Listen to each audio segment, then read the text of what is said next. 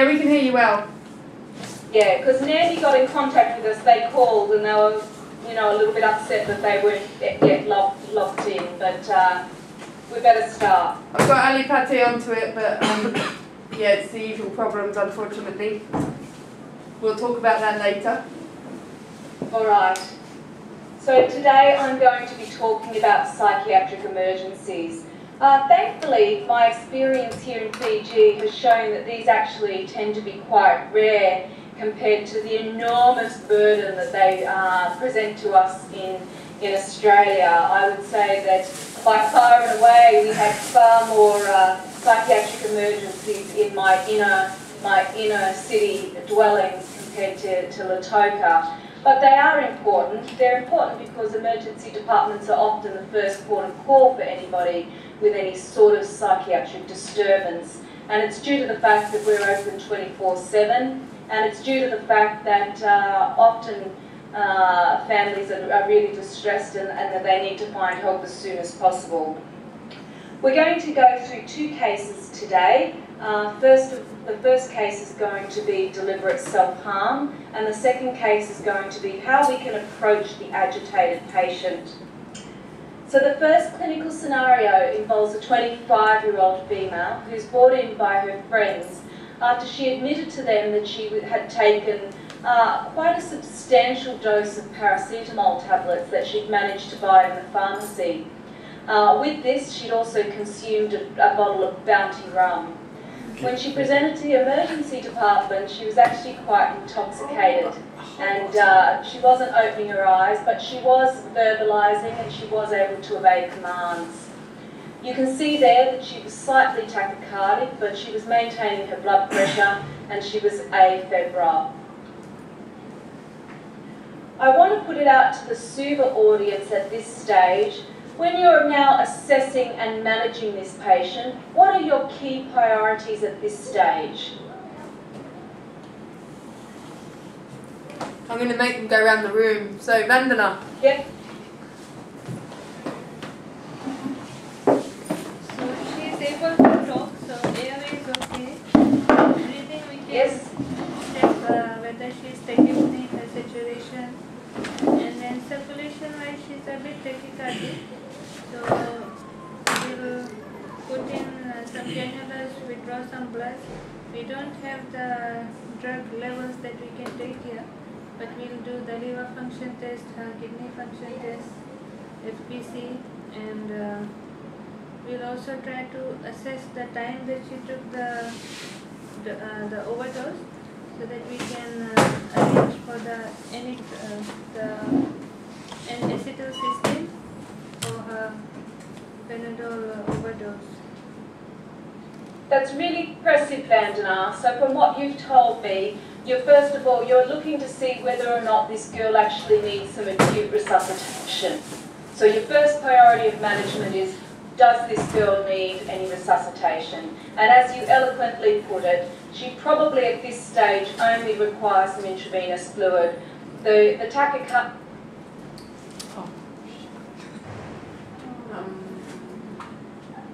rum, or it could be that she's quite open.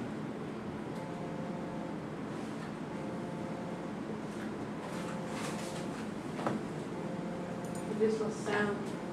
This one, this way. Oh, is it this number?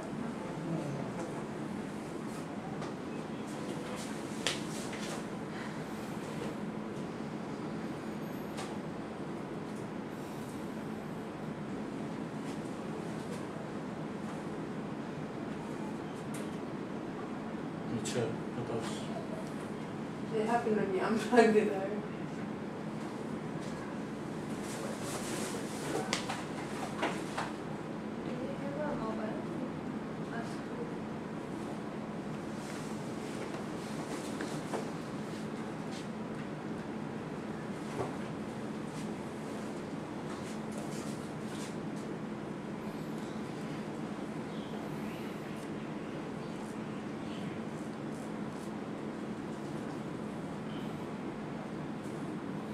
Stop.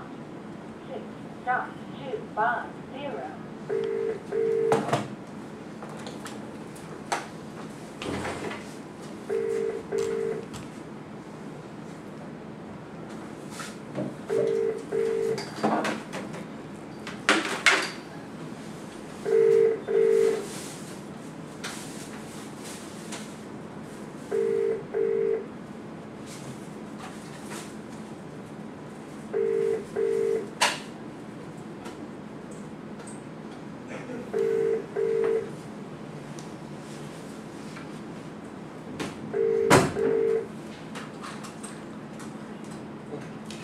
Hi.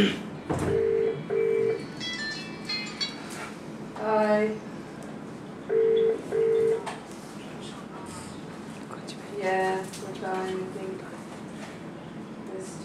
I have two IT people here now. So, yeah.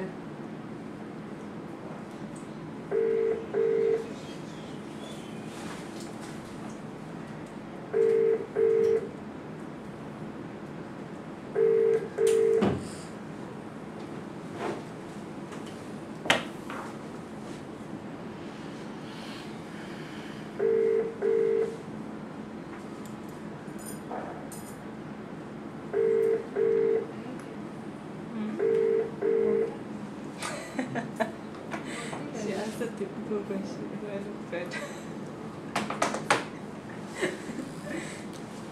Screen पे सब वैसा लगा.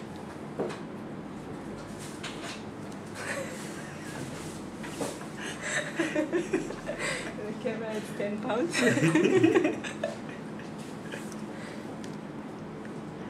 तुम कोई book लेके आए अपन ग्रेवा? यहाँ पे simple. Intentionally dia lah. Ipe pajama sini tuan. Last week lekai rai pajama.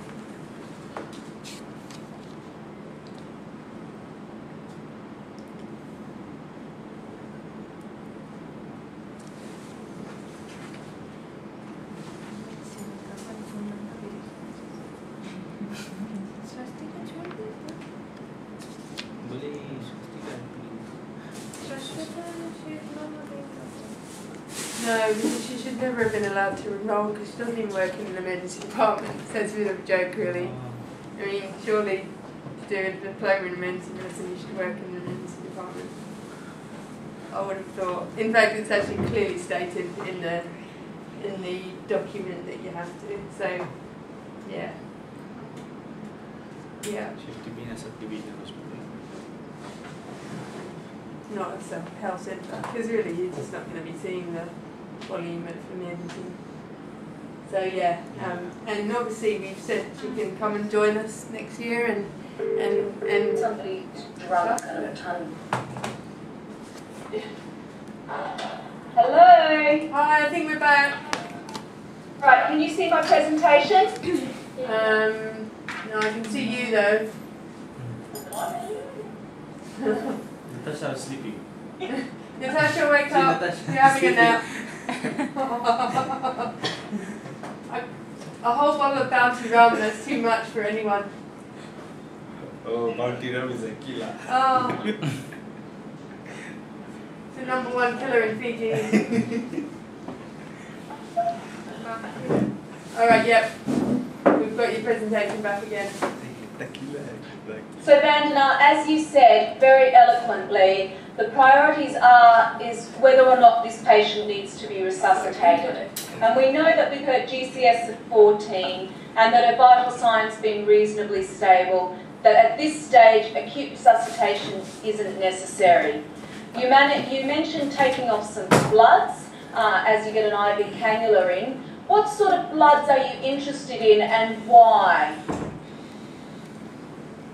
I'll be interested in the liver function test because Panadol over toxicity affects the liver enzymes. And Excellent. And also her kidney function, just to assess whether it's working fine, and later on as a baseline. That's a really good answer. Okay, so that comes under our area of resuscitation. Is there anything else that is particular to toxicology that we do when we're initially assessing the patient? Has anybody heard of the concept of a risk assessment? So deciding whether or not this patient is actually at risk of developing toxicity, and if so, what sort of things can we look at to determine whether or not this patient in particular is likely to become toxic from a paracetamol overdose? Okay, Shivani. I think you have to assess the toxic level. So for paracetamol, I think it's about 140 or 150 milligrams per kg. So you need to have the patient's weight. So you have to get the total amount of paracetamol that the patient ingests. So that's 50 tablets of 500 milligrams dose. So that's 25 grams that she's ingesting. Excellent. And if you have her weight and her toxic level, then you can calculate whether she's surpassed that level. That's right. And so I've made a mistake on this initial sentence. She's ingested 50 tablets of paracetamol, which, as you correctly stated, is 25 grams or 25,000 milligrams. This patient is of an average female build, so she's 60 kilos. And so she's ingested approximately 400 milligrams per kilo. Now, the old guidelines used to suggest that it was 150 milligrams per kilogram. They've increased that now to about 200. So if you've taken more than 200 milligrams per kilogram of paracetamol, you are at risk of developing severe hepatotoxicity. So we know that this lady is likely to suffer the toxic effects of paracetamol.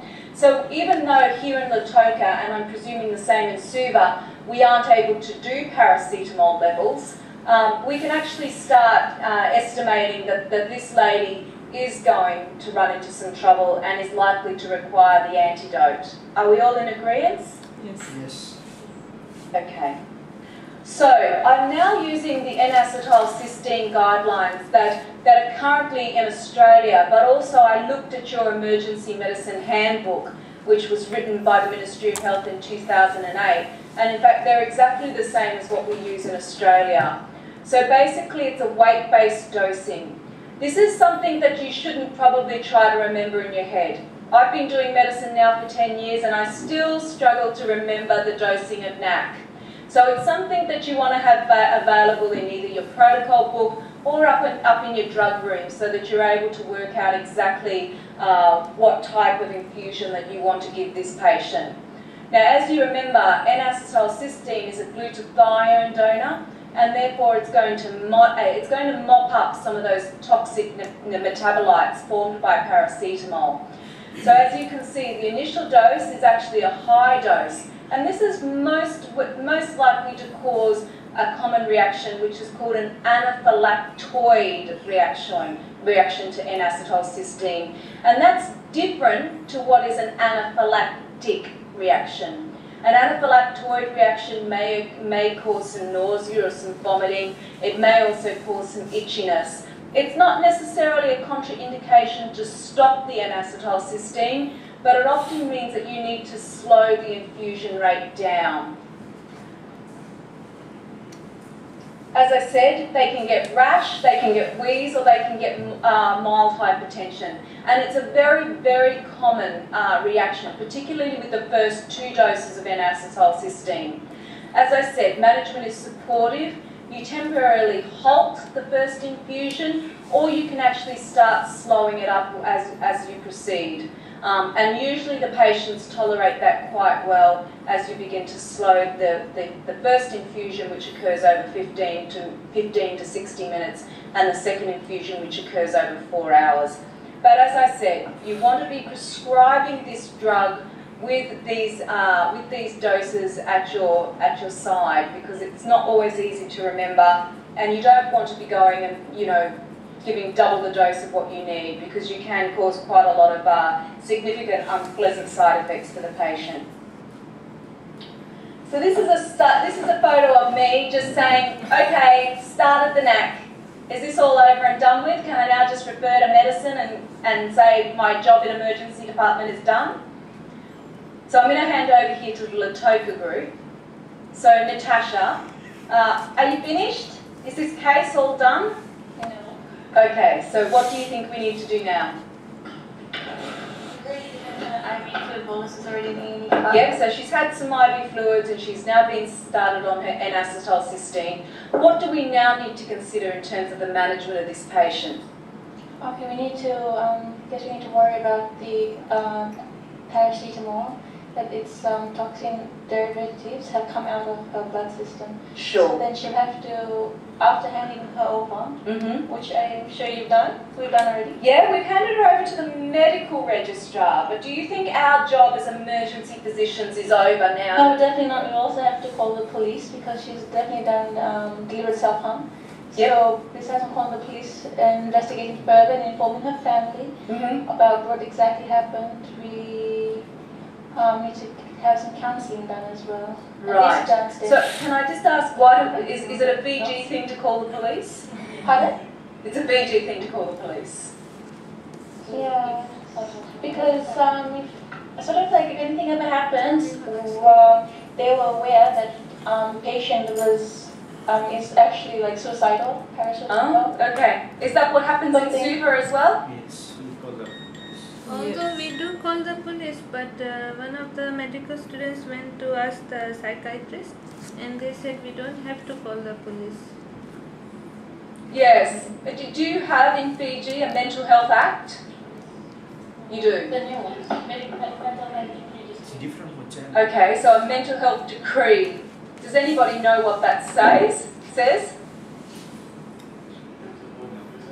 No. So maybe that's something we should look up and be aware of. I've been having some correspondence with the psychiatrists here at FNU, and I might ask them if they can send us something that relates to that, because must admit I'm not really clear on the details. It's interesting, in Singapore it's illegal to try and harm yourself or commit suicide, so so they all get like arrested from the emergency department. We handcuffs now. You're right, Dr. Andrews was telling us, I had one patient who had deliberately taken some turpentine.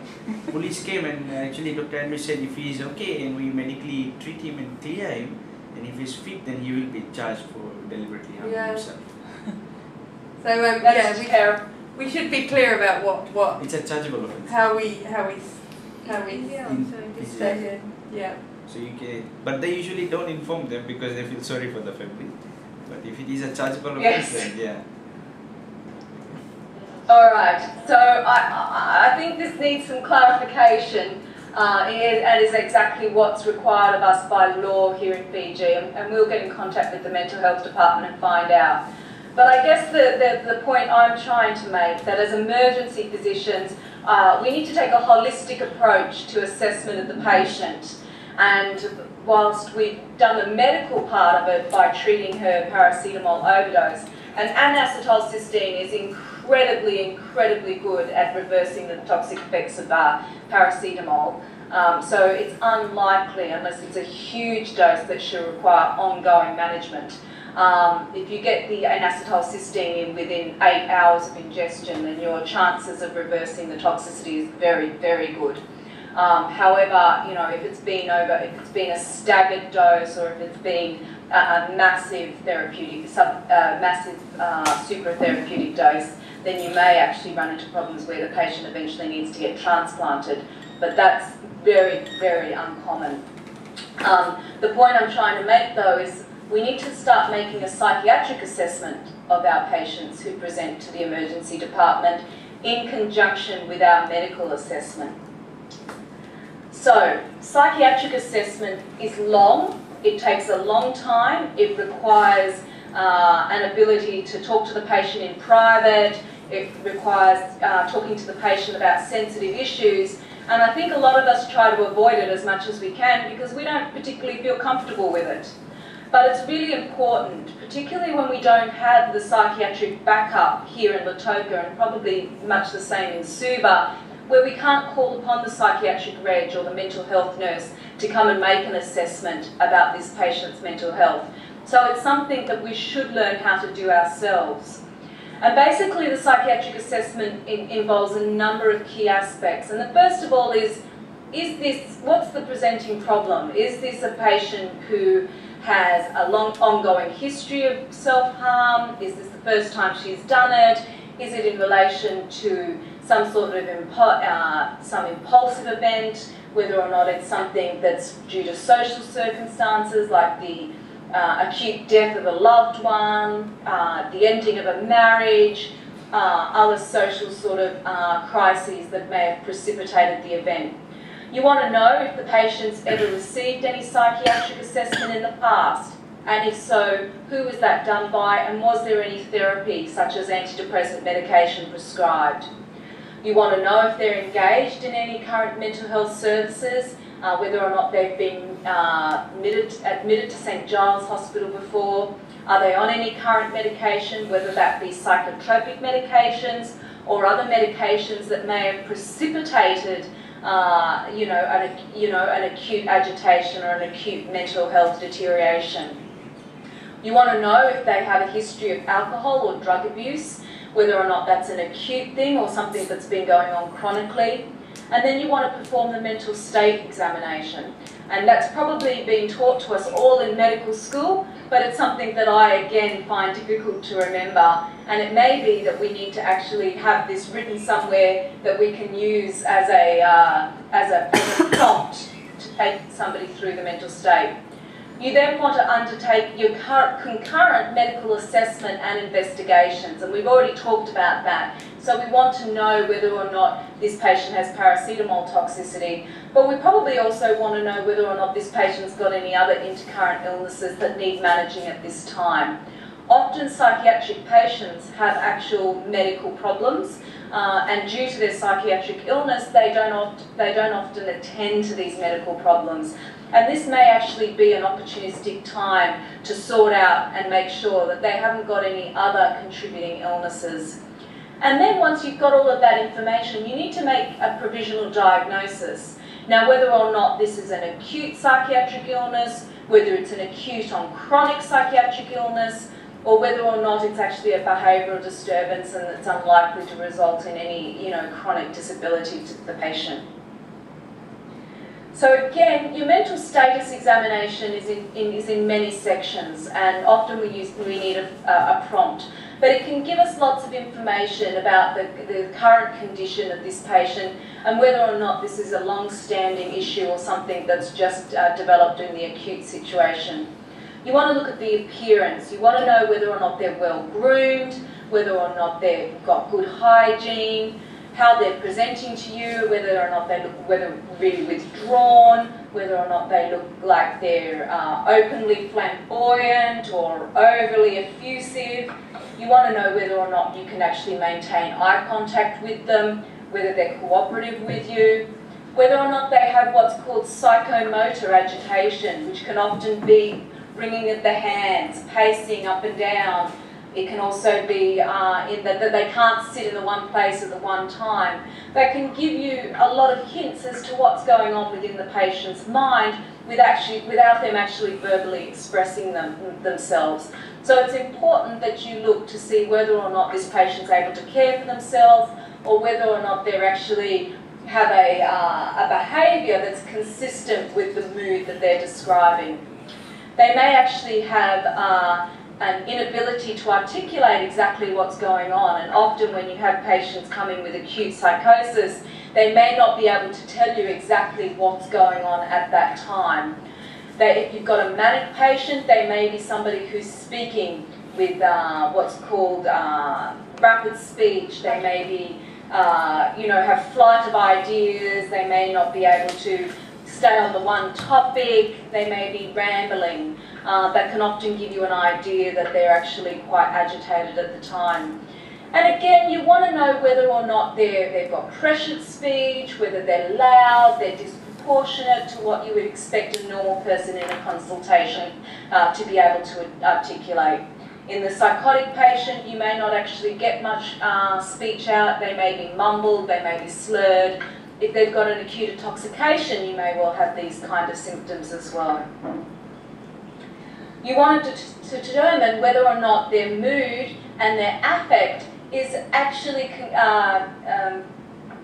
consistent with what symptoms they're presenting with.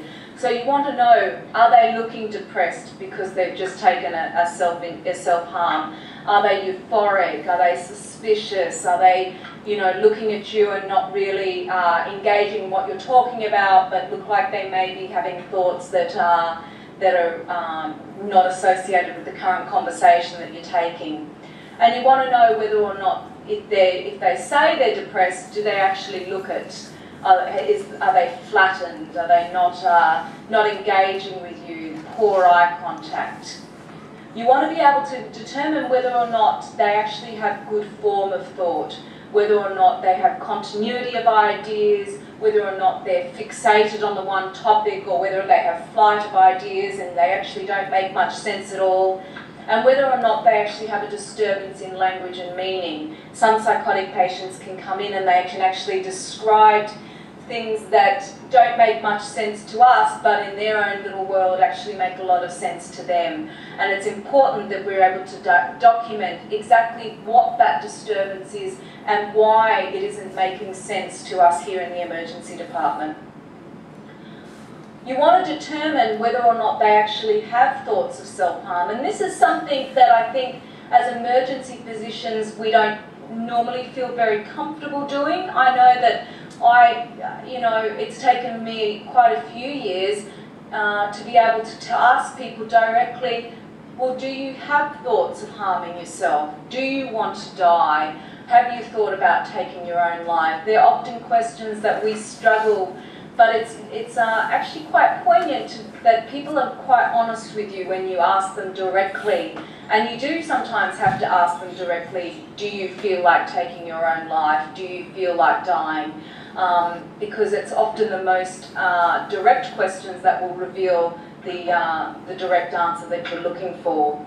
You want to know whether they're actually delusional. Do they have thoughts of persecution? Do they have thoughts that they think somebody's tapping into their mind and retrieving data? Do they think that CIA agents are after them? Are they fixated on particular topics? Do they feel that that somebody's out to get them and you can't in any way get them to provide you with any concrete evidence as to why this is happening?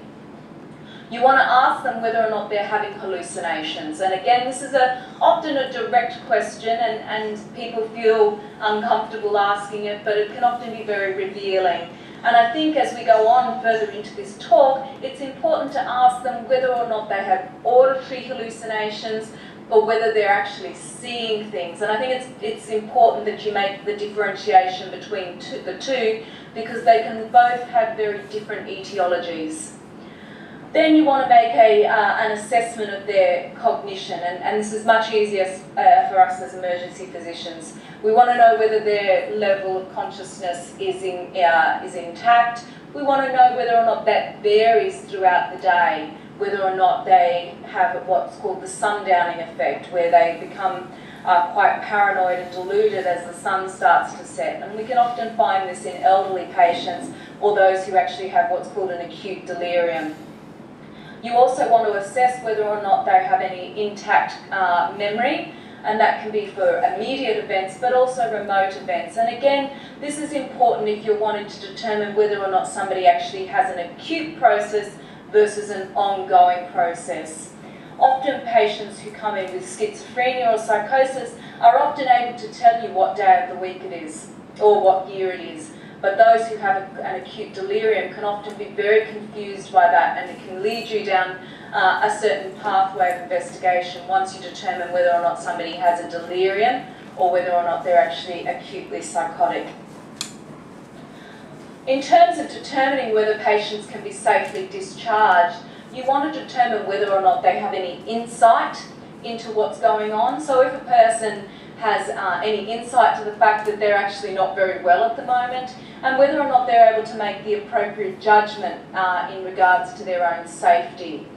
So I guess the question is, knowing that this patient's intoxicated with alcohol and has taken an intentional ingestion of paracetamol, is she likely to be safe to be discharged home once her medical treatment's taken place? And whilst there's no obvious formal process here in Lautoka, I wonder whether or not in Suva you've got people that you can call upon to help make that decision that once a patient's medically cleared, they're safe to be discharged home from a psychiatric point of view. Amen. Okay. So the guys are telling me here that in Lautoka they'll just get admitted anyway. but I'm wondering who makes the decision ultimately about whether or not they're well enough to go home from a psychiatric point. Sorry, she needs something. All our patients who have deliberate self-harm or they have some psychiatric disorder who have been medically cleared, we always call upon a psychiatrist who's always on call 24/7, who comes and reviews the patient. Yeah, and usually, that's good. And if they are not sorted, they are all admitted. We have a stress ward here, stress ward which manages both medical patients who are mixed with psychiatric disorders and pure psychiatric patients. And then if they have life stresses and other things which needs further counseling, then we have the formal Pacific Institute of Counselors who are actually, according to decree, they have to come and counsel the patients if they do not have any psychiatric disorders. And if the counselors say they are low risk and the psychiatrist is happy, then they are happy to let the patient go back into the community. Oh, that's great. That sounds like a very reasonable setup. I don't think we have that here in Lautoka, do we? You do? You have the same in Lautoka? Great. Okay. During normal working hours, there is one medical reg who looks after the stress ward. He looks after the patient, but after hours is a medical registrar who comes in. If this patient has to be admitted for deliberate self-harm, goes to the stress ward. Right. He's seen by that particular registrar the other day. Okay. And the counselling service. Well, I think that highlights that it's important then that we assist them in their management and that we document some of these things in the emergency department so that the medical reg, who may not know this patient at all, because they may not have been the one who admitted them, is actually aware of what the patient's mental state was upon admission and then, you know, how that's progressed over time. And I think it's really important in progressing our role as emergency medicine that we show that we have some sort of appreciation for psychiatric issues and that we can help our medical colleagues as they make decisions about discharge. Can I just ask everyone how they think the bottle of Bounty rum may impact on the mental state exam?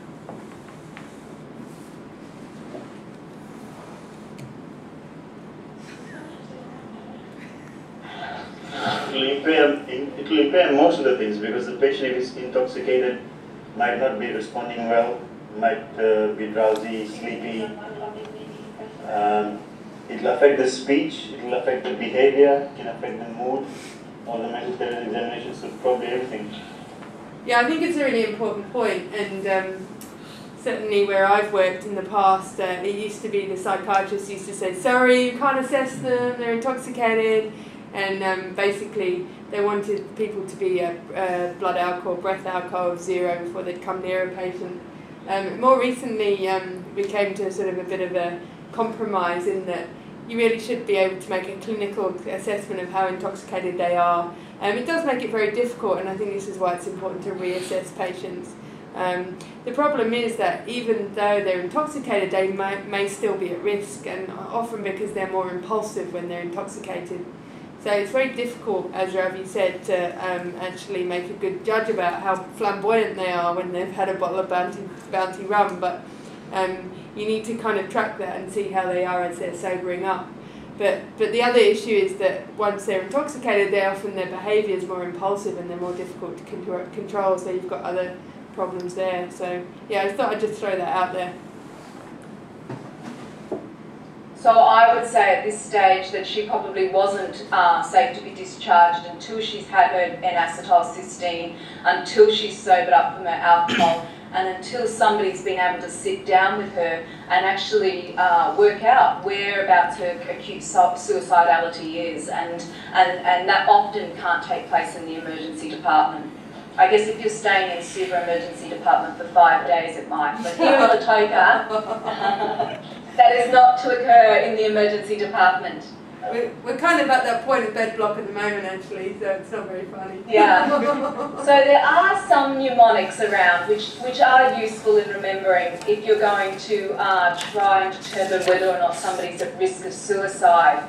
And some of them, one of them that I find useful is the sad person. This includes whether or not the patient is male or female. Now, statistics in Australia, and I don't know whether they're the same here in Fiji is that males often use more violent forms of committing suicide and therefore are more successful. It doesn't mean that more males try to commit suicide, it just usually means that they use firearms or try and hang themselves, and so therefore their modality of trying to self-harm is often more lethal than what females do, which tends to be taking tablets, slitting wrists and things like that. So it doesn't mean that more males commit suicide or are at risk of suicide, it just means that they're often more lethal. Adolescents or young adults are often more at risk of self-harm, as well as those who are above the age of 45. And as I said, I'm not entirely sure whether these actually translate to what you see here in Fiji, but certainly the young and those that are influenced more by societal pressures are at risk, but also the adult who is, you know, either in the midlife or coming to the end of their life, and some of those issues surrounded with that can be at risk for suicide.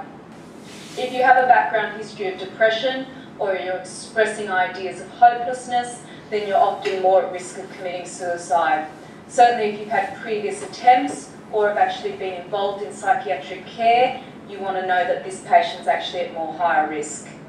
As Anne mentioned, those that have taken excessive alcohol or other drugs of abuse are often more, what's that word I'm looking for, impulsive, and may actually be more successful in self-harming than they would otherwise be if they weren't intoxicated. Those that have lost all ability for rational thinking are more at risk. Those that have been recently separated, divorced or widowed are at risk of committing suicide. Those that look like they've had a serious and an organised attempt. So if you've got to come in with a history where they've actually put up a rope, where they've actually put the rope around their neck, or whether if they've attached some hose pipe to the exhaust pipe of the car, you know, that takes quite a bit of thought and quite a bit of organisation, and it's often these that are considered more at risk of actually completing the suicidal act. And those that have no social support, so those that are socially isolated, they don't have a good family, they don't have peer support or friends that can take them through an acute crisis. There are also a number of environmental factors that increase your suicide risk. And again, I think we mentioned them early. So highly stressful life events such as losing someone close, those that have experienced bankruptcy or financial problems, those that have run into some trouble with the law. They may have prolonged stress due to chronic unemployment, they may have ongoing serious relationship conflicts, or they may actually be bullied or harassed in the workplace or at home. If people have had exposure to other people in their family or other friends in the community who have committed suicide, this can, in some populations, have an effect where you can get copycat kind of scenarios where it can become somewhat of a trend to take a certain drug as a mode of ingestion or use a certain modality of suicide that can become, for want of a better word, trendy.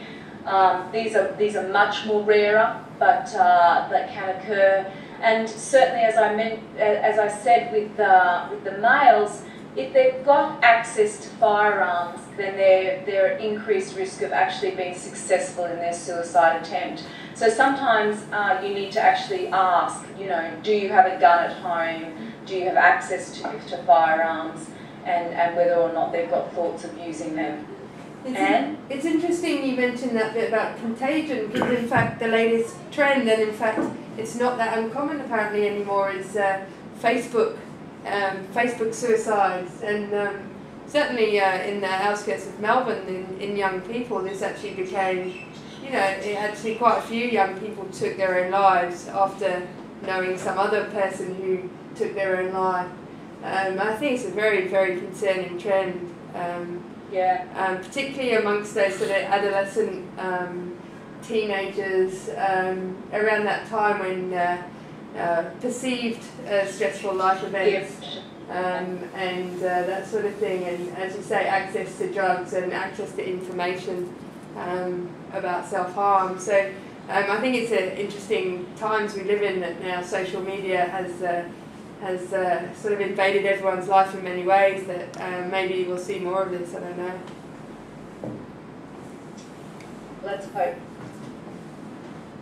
Alright, we're going to move on to something completely different now, and we're moving away. In summary, when you are having a patient who's come in with an intoxication, you want to go through a series of steps, and you want to determine whether or not the patient needs resuscitation. 2, you want to make a risk assessment and determine whether or not the ingestion that they've taken is likely to have ill consequences. And then you actually want to perform a psychiatric assessment as well. It doesn't just end with dealing with the medical problems. Can I ask a question before we move on? In our setting that we don't have paracetamol levels, how soon after the ingestion should we expect any changes in the liver function tests? It's usually, I'm not sure on this, Anne, which is a bit embarrassing given that I know a toxicologist, but I think you should get it within 8 to 12 hours, shouldn't you? In fact, 24 hours you want to actually do them at 24. There's some good evidence that if they're normal at 24, it's pretty much no risk that they would have done any serious damage. So although I suppose a bit like a lot of tests, if you've done serious damage, they'll start to arise earlier. I think 24 hours is a fairly good screening test, that if the ALT is normal at 24 hours. This came out of the UK actually quite recently, that it was safe to discharge people. So you can do them earlier, but you want to repeat them at 24 hours. Which is our practice, that you take bloods at the end of the N-acetylcysteine infusion, which is the 24-hour mark. And often you want to take it at 21 hours, so that you've got the blood test back by the time the infusion's finished. So if at 24 hours you've still got normal LFTs, you can be almost 100% certain that no damage is done. I think the level thing is quite interesting. Certainly in Australia, a big reason why we need levels is that most of the patients lie to us about what they've taken. And in fact, a lot of them come in saying they've taken 50 paracetamol, and in fact their levels are quite low. Now in Fiji, I have a feeling that people don't lie and don't come in the same way saying they've taken 50 paracetamol when they haven't taken any. I don't know if that is just my impression or what, but I think it's not necessary to have levels if you have a good description of how much the patient's taken. But if you just don't know what they've taken and taken a whole load of stuff and you don't know whether paracetamol's in there, I guess that's when levels would be useful. But again, levels are only useful if you could get the results back in a meaningful time, which I don't believe we ever could in Fiji anyway. So maybe we're better off without levels. Krishna? Sorry, I had a question about Panadol overdose on its own and Panadol with alcohol overdose. Yeah. And the effect it has on the liver function. Is it the same, or is it longer? Or I think if you've got a history of chronic alcohol abuse and therefore liver hepatic involvement, if you take a paracetamol ingestion, but I don't believe, unless this is wrong, and that in the acute situation it should have anything to do with it. In fact, they say acutely alcohol is protective because it competes for metabolism.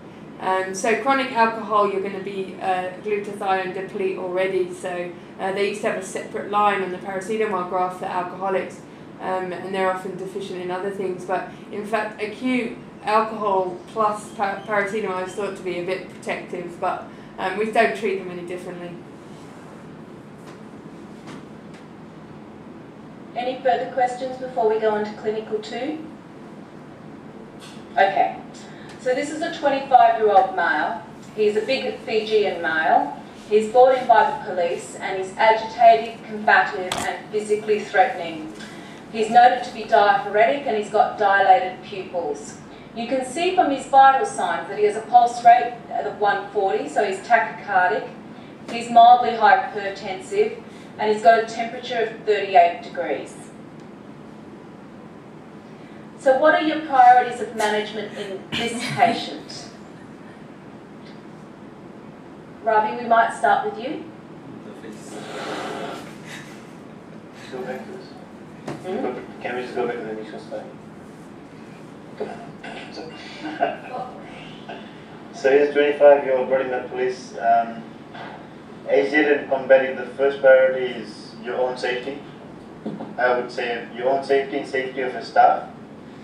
And then we would try and calm the patient down before we can do anything else. So he probably needs to be sedated before we can examine him.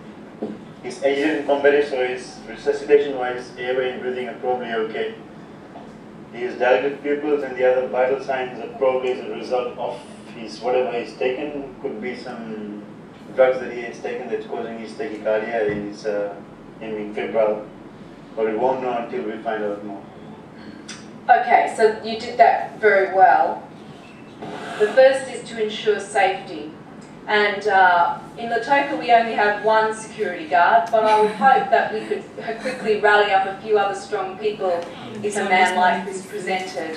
I suspect it would be just left to us though and the nursing staff. But you do want to be able to make sure that you provide safety for yourself, for the staff around you, as well as the other patients. You never want to allow a patient to become between you and the exit. So it's really important that you position yourself in a place where if anybody's going to run off, it's going to be the patient. And it's not going to have to be you trying to dodge the patient in order to run out. You can start a series of de-escalation techniques, and the first one should always be that you try to verbally de-escalate. It often involves asking the patient, why are you here? What's troubling you? Is there anything I can do to calm you down? It sounds like in this man that that's not going to work too well.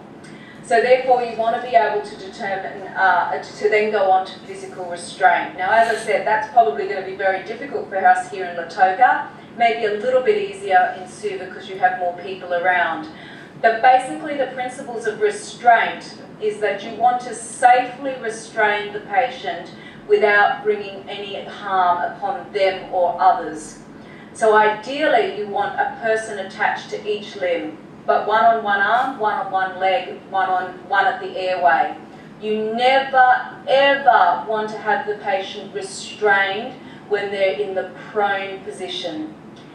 That is, you don't ever want to have them with their head down. There have been a number of cases within Australia where people have been physically restrained in this position and actually gone on and either had a respiratory or cardiac arrest. You don't know what co-ingestions they've taken. You don't know whether or not you're safely supporting the airway if the patient is face down. So if you're going to physically restrain the patient in order to go on to chemical restraint, you need to ensure that the patient is on their back and that they are not in the prone position. Deaths have occurred, and you will not stand up in a court of law if you've ever put the patient in the prone position and kept them restrained for anything more than a couple of seconds. So you want to have them on the back, you want to have someone on each arm and each leg, and you want to have someone who's able to assess the airway and report back to the team leader during this process, whereby you're assembling your chemical restraint. Now, options for chemical restraint here in Fiji are different to what we have in Australia. At the moment, all I can see here in Lautoka is that we have diazepam and chlorpromazine to use as oral agents if the patient is settled enough to be able to take something orally. But our parental options are a bit different. We've got diazepam and midazolam, and these can be given in aliquots, and you want to be able to determine how much you give at the time based on your previous experience with the drug and of the patient in front of you. If you have a 50-kilogram granny who's agitated and distressed, you probably don't want to go in and give them 5 milligrams of midazolam straight up. But in this 25-year-old Fijian male who's rushing about, who's twice the size that you are, may well eat a dose of 5 milligrams of IV midazolam. The beauty about this is that it's titratable, but the drawback is that you're going to have the patient still enough to be able to insert an IV line. And this can often be a problem if you don't have enough people around to physically restrain the patient whilst you do that. You can give haloperidol, and that can be either given intravenously or intramuscularly, but remember the onset of action of the haloperidol is going to be a lot longer than your benzodiazepine. So you're going to have people having to hold down this patient for a lot longer if you use haloperidol by itself. In conjunction with the benzodiazepine, you may actually get some result, but it's going to take some time. And remember that these drugs should only be given in an area where you have the capability for monitoring. These drugs can cause acute deterioration in the airway, and you may need to go on and use some support if in the event it causes respiratory or cardiovascular collapse. So these drugs shouldn't just be given in an unsupervised, unmonitored environment.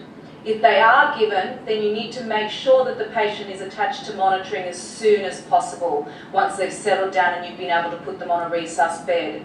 In an ideal environment, it would occur in a resus room or in an area capable of monitoring, but we often know that these patients can present and they can be in an area where you haven't got access to that immediately, and you may actually have to provide some sedation before you actually get them onto the bed. But at all times, this patient must be monitored and they must be reassessed frequently. You can't go and give the sedation and then just walk away thinking, oh, my hands are clean, I've settled it. This patient will need one-to-one nursing, and they'll need one-to-one monitoring as you progress. Now, in dire circumstances where you've tried your other medications, such as your benzodiazepines and your haloperidol, and you've still got a really agitated, really combative patient, in Australia, in some hospitals, we're actually giving IM ketamine. And it's been studied quite rigorously by some toxicologists in Australia and found to be a reasonably safe drug. It's something that we all feel a bit uncomfortable giving. It's an anaesthetic, and I would only ever use this in absolute dire situations where you've got an uncontrollable patient who's posing a risk to staff members and patients around. But it is an option that you can keep in the back of your mind. If you need to reach that situation where all alternative methods have ceased. Can I just make a couple of comments there? I've said to a few of you guys before that it's a good option to use a benzodiazepine and haloperidol together, so particularly midazolam, because it'll work fast, and then once it wears off, the haloperidol will be starting to work, and there's good evidence that the combination of those works better than a single agent alone. And on a ketamine topic, it's actually been used quite extensively now for aeromedical transport of scary, psychotic, agitated people as a method instead of intubating them for transport because they're so scary and psychotic. So there is quite a lot of good evidence that that you can safely keep people on ketamine for a reasonable number of hours safely. And that study's been done in conjunction with psychiatrists assessing them both before and after. So I think there's reasonable experience now with ketamine that it's probably not going to make them any more psychotic in the longer term. And it's certainly, if you need to use it for your own safety and the safety of your staff, then you should do so.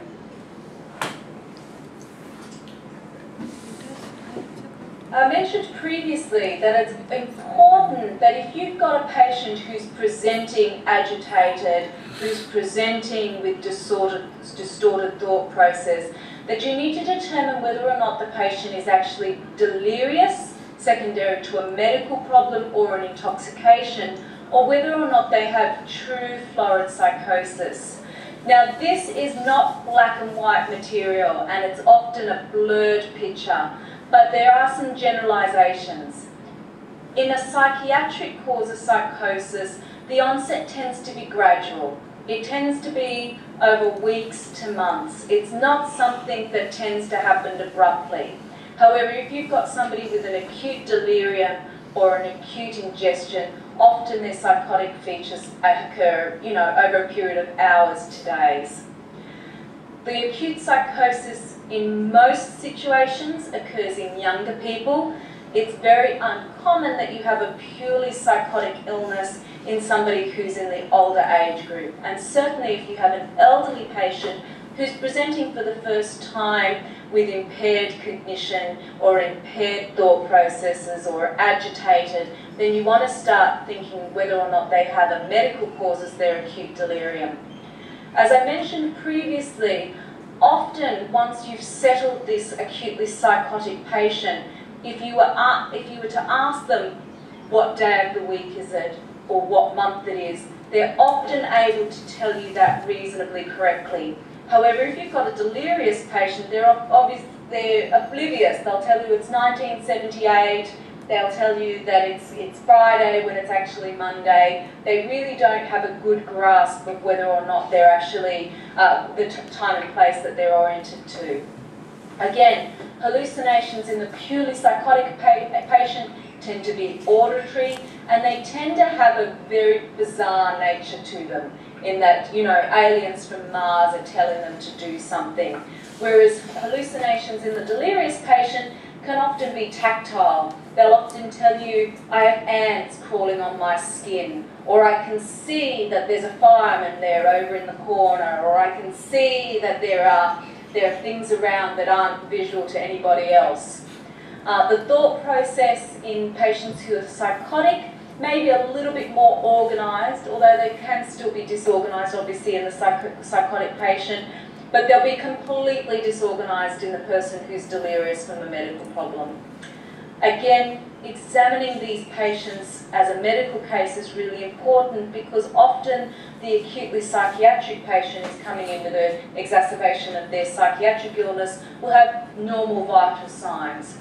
It is important, though, to remember that psychiatric patients who have a known psychiatric diagnosis can have a concurrent medical problem, and it's really important that we assess for that as well. It's very important that we don't just say, they're known to have schizophrenia, of course this is just all due to their schizophrenia. They can often come in with medical problems. These are people who don't attend regular medical appointments, or they don't have the cognitive function to go and seek medical help immediately if they fall ill.